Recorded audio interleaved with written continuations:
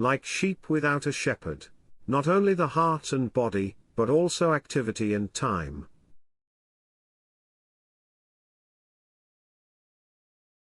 Welcome to our channel which compares gospel topics and Franciscan sources. Today we talk about the balance between contemplative and active life, and about prayer, in relation to edification and mission. For a more complete overview of our human, cultural and spiritual offering, we suggest you visit the website duevi.art. Mark 6:30-34. In the life of Saint Francis of Assisi, rest in God was equivalent to imbuing time and space with intense prayer, which translated into practice with attention and compassion towards others. In the sources we read, prayer was his consolation when he gave himself up to contemplation. Prayer was also his defense when he gave himself to action, since, through insistence on prayer, in all his actions he avoided trusting in his own abilities, he placed all his trust in divine goodness, throwing his heart into the Lord. Anxiety. The poor man loved to abide in Christ, staying with him, living on him, nourishing ourselves on his holy word, learning the vine branch's relationship in assiduous contemplation. He had in fact well understood that to make room for the image of Jesus in him, he had to remain in his love. The sources illustrate well the search for this confirmation. He spent all his time in holy meditation to imprint wisdom in his heart. He feared going back if he didn't always progress. And if at times visits from secular people or other matters were urgent, he cut them short rather than finished them, to take refuge again in contemplation. Because for him, who fed on celestial sweetness, the world seemed insipid, and divine delights had made him difficult to taste for the coarse foods of men. He always looked for a secluded place, where he could unite not only with the spirit but with the individual limbs, with his God.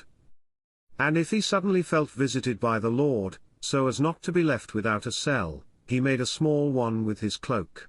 And if at times he was without this, he covered his face with his sleeve, so as not to reveal the hidden manna. He always placed something between himself and those present so that they would not notice the contact of the groom. So he could pray unseen even if crammed among 1,000, as in the corner of a ship. Absorbed in God and forgetful of himself, he neither moaned nor coughed, his breathing was without difficulty and every other external sign disappeared, sources 681. But when he prayed in the woods and in solitary places, he filled the woods with groans, wet the earth with tears, beat his chest with his hands. And there, almost taking advantage of a more intimate and reserved place, he often spoke out loud with her Lord. He gave an account to the judge, he begged the Father, he spoke to her friend, he joked amiably with his groom. And in reality, in order to offer all the fibers of the heart to God in a multiple holocaust, he considered the one who is supremely one. Sources 682. Thus, remaining in Christ, Francis bore much fruit.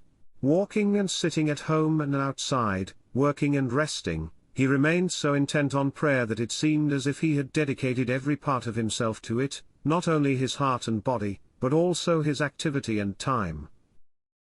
Sources 1176. Francis of Assisi, the wise and least of God, always had clear in his conscience the importance and necessity of the contemplative life, tempered by work that keeps idleness at bay and conforms to Christ. He demanded it for himself and his brothers. He went so far as to say that serving his brothers is worth more than any stay in hermitages, where he himself loved to go when he could. We read in his writings, "And I worked with my hands and I want to work, and I firmly want all the other friars to work at a job that befits honesty. Those who do not know, let them learn, not out of greed to receive the reward of work, but to set an example and keep idleness at bay." Sources 119. Furthermore, we are convinced that those who live differently in hermitages have been criticized a lot. In fact, many transform the place of contemplation into idleness.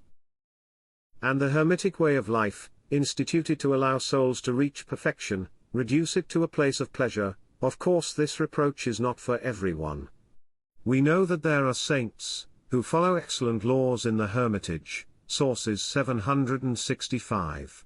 Even among the friars there was discussion about whether to live by contemplation or action. In fact, in the major legend it is written, while, firm in their holy purpose, they faced the Spoleto Valley, they began to discuss whether they should spend their lives among people or live in solitary places.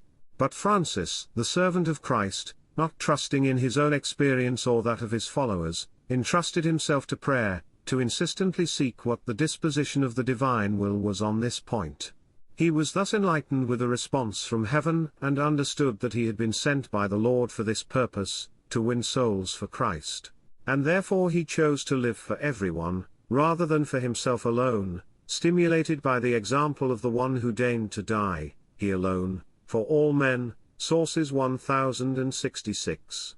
But the love for prayer and listening to the word always accompanied his actions and those of his brothers. The tireless dedication to prayer had brought the man of God to such great clarity of spirit that he searched the depths of the scriptures with a clear and acute intellect. He read the sacred books and kept what he had once assimilated tenaciously imprinted in his memory, since he continually ruminated with affectionate devotion what he had listened to with an attentive mind, Sources 1187. And he was full of compassion towards the efforts and needs of others, so much so that the sources inform us.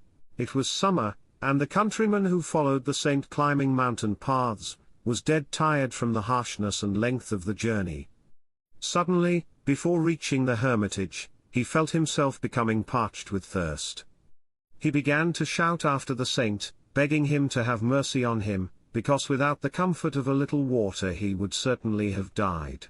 The saint, always compassionate towards the afflicted, jumped from the donkey, and kneeling on the ground raised his hands to the sky and did not stop praying until he felt heard. On. Go quickly, he shouted to the farmer. There you will find living water, which the merciful Christ has now made flow from the rock to quench your thirst. The man drank the water that flowed from the rock thanks to those who prayed and quenched his thirst from the very hard flint. There had never been a watercourse in that place, nor was it found afterwards, no matter how much research was done, Sources 632. Furthermore, like Jesus, Francis also had the multitude that followed him at heart. When, over time, the friars had become very numerous, the thoughtful pastor began to gather them in the place of Santa Maria della Porziuncola for the general chapter, in which he could assign to each of them a portion of obedience in the kingdom of the poor, according to the measure desired by God. At Porziuncola there was a shortage of everything, but, although sometimes a multitude of over 5,000 friars gathered there, the help of divine goodness was never lacking, which provided enough for everyone and granted everyone health of body and abundant joy of spirit, Sources 1080. Mark 6:30-34. Thank you all for your kind attention. We invite you to subscribe to the channel to stay updated on our activities. If you liked it, leave a like to support us. Subscribe, give your precious well done, and comment. Share with your friends. Thanks, see you soon.